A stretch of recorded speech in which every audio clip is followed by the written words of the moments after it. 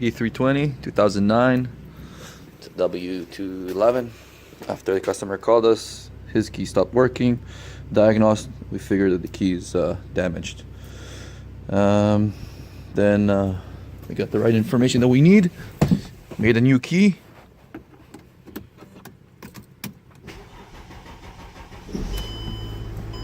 It's a diesel.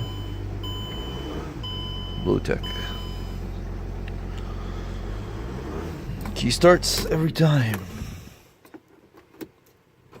You can hear the ESL unlocking.